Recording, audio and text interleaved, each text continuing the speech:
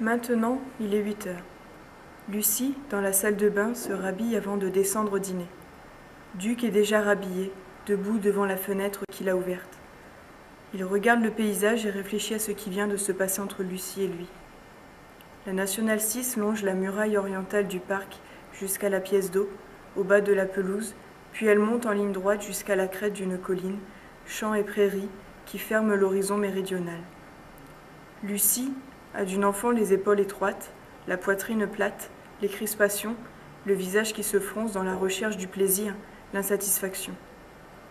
La Saône, en contrebas de la Nationale 6, coule parallèlement à la route jusqu'à hauteur de la pièce d'eau, puis elle amorce une large courbe pour contourner la colline. Au-delà, elle se déploie largement dans la plaine. À l'horizon, une île la partage en deux bras. Lucie a de la femme les hanches larges, les cuisses fortes, la chaleur, les humeurs généreuses. Le chemin de fer Paris-Lyon-Marseille inscrit sa double voie entre la Nationale 6 et la Saône.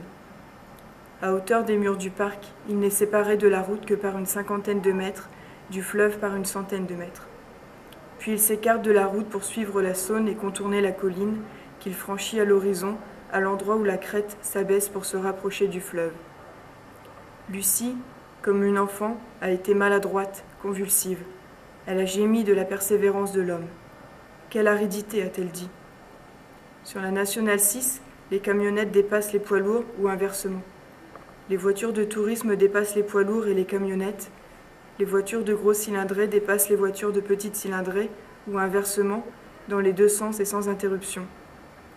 Lucie a été, comme une femme, oublieuse d'elle-même.